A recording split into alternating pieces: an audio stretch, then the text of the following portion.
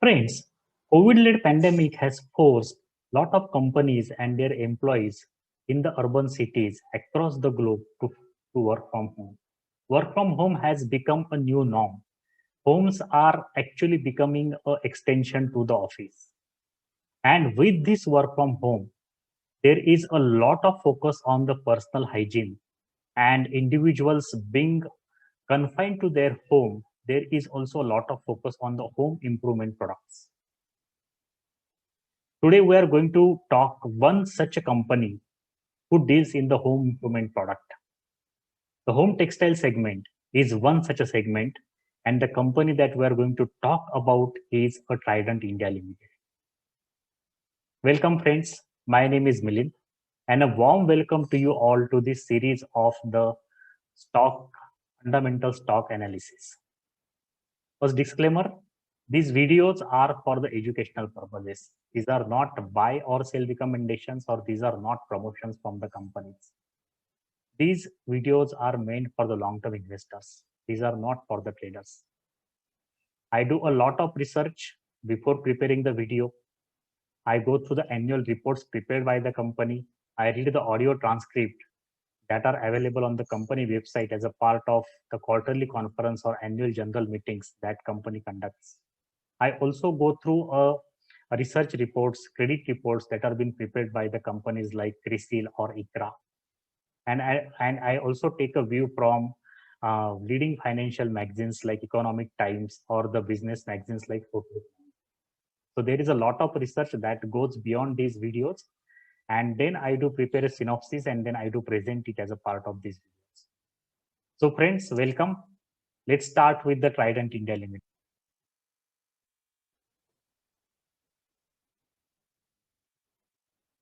So as a part of agenda, we will talk about the company, what are its products and services.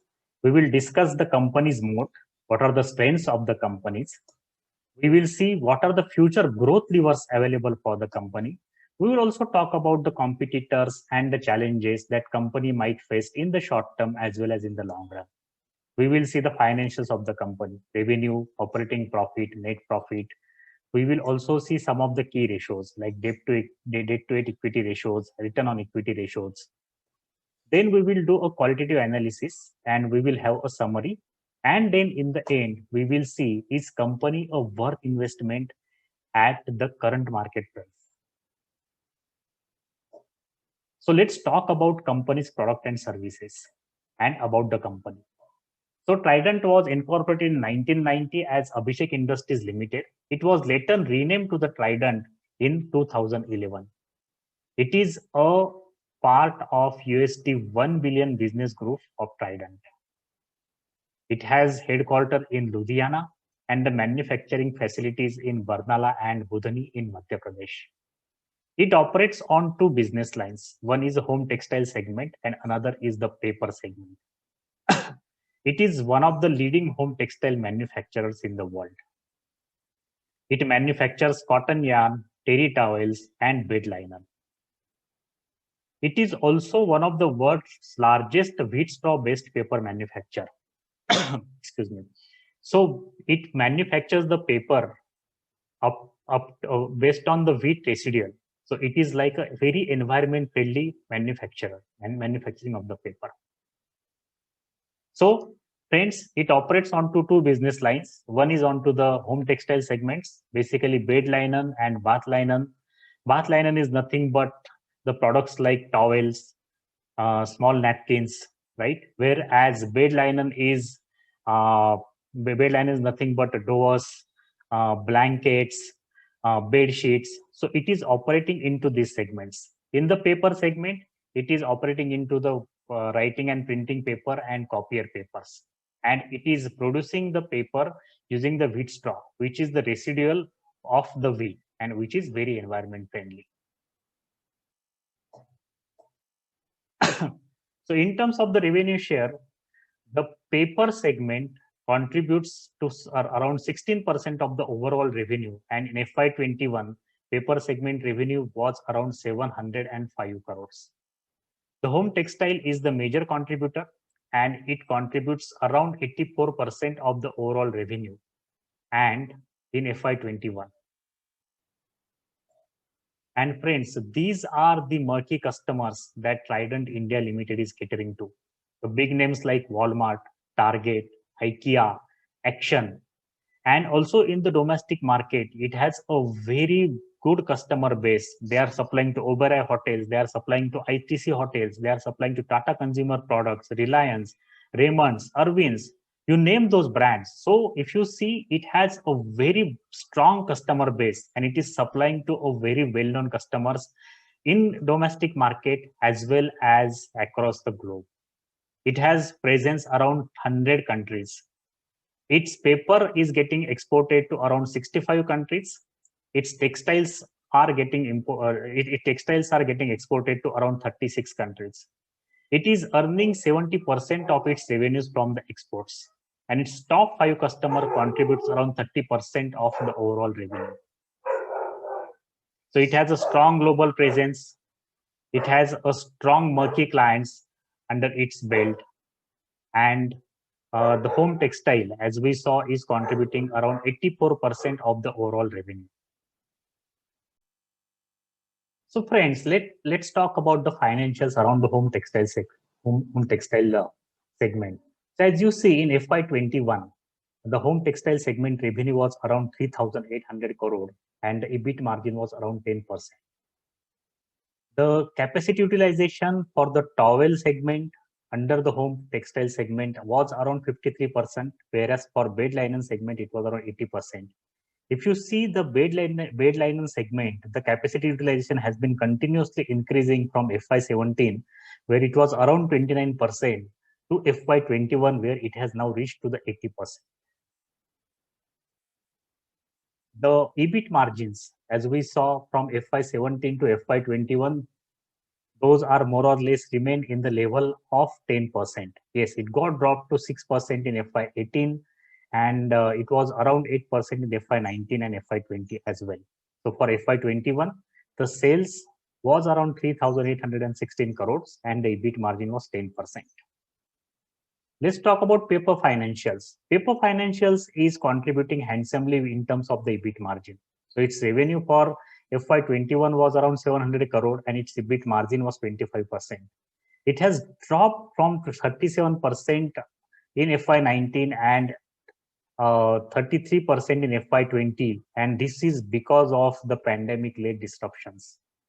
Q1 of FY21 was a virtual washout, and the education sector, which is one of the main contributors for its paper business, paper division, that was getting, and that is currently also very highly impacted, and that's the reason that the revenue share has also gone down in the paper segment, as well as its EBIT margin has also come down. The capacity utilization, if you see again, it has come down to 79% from 86%. And the reasons are again, the pandemic-led lockdown, the disruptions in the education sector and the paper sector. Let's talk about the company moat.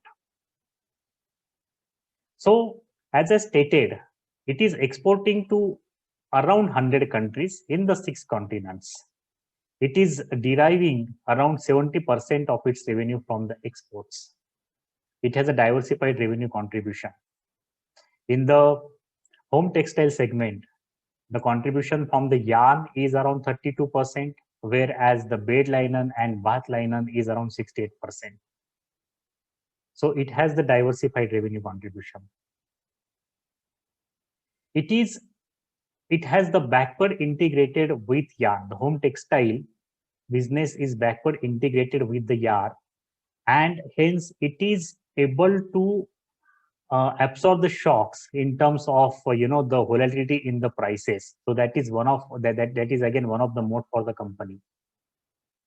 It has murky customers. We saw that Target in the domestic, Target, IKEA in the domestic segments, the Tata Consumer Products, Oberoi Hotels, ITC Hotels. So it has got a very good amount of murky customers list.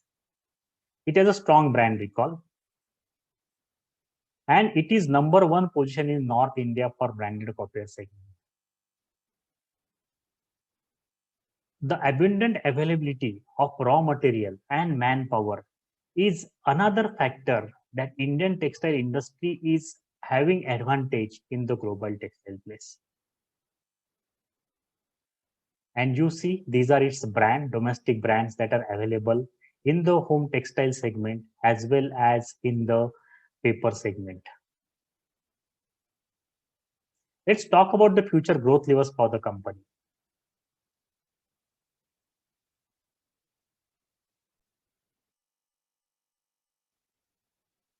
So e-commerce, friends, the COVID-led disruption has brought a lot of focus on the e-commerce. Lot of companies are putting their products on the e-commerce website to increase the online sale. So Trident is also focusing on the e-commerce. It is listing its products around major e-commerce websites like Amazon, Flipkart. It is focusing a lot on the branding as well. And from FY20 to FY21, the e-commerce growth is around 100%. It's more than 100%, albeit it's on the low base, but definitely there is a lot of traction that is, getting around the e-commerce section. E-commerce remains a major future growth levers for the Trident. The favorable government policies like Make in India, mega textile parks, this is another growth lever for the company. And the mega textile park is going to change the entire textile domain and landscape in coming years once it is successfully implemented. Work from home, as I told, right, across the major cities in the world. So people are spending more on the home improvement products. And Trident being the company which is dealing into the home textile segments, like the terry towels, napkins, bed sheets, comforters, right? This is another traction that the company is getting because of the work from home situation. Rising per capita income, yes. As and when the new generation gets into the the work, right? The per capita income is going to rise, and this is going to rise in next 5-10 years. So that is another growth lever for the Trident. And it is venturing into various value-added products such as antibacterial notebooks, stiffener board, craft paper, etc. So in the paper segment, it is bringing into a lot of new value-added products, and these value-added products will contribute not only to the top line, but it will also contribute to the bottom line of the company. And company has recently launched the Vision 2025. So as a part of the Vision 225, the company's revenue target is around 25,000 crores. Currently, it is 4,500 crores. So company is targeting almost 5 times more revenue in next 4 years, which is a very ambitious target. It is also targeting around 12% of profit margin.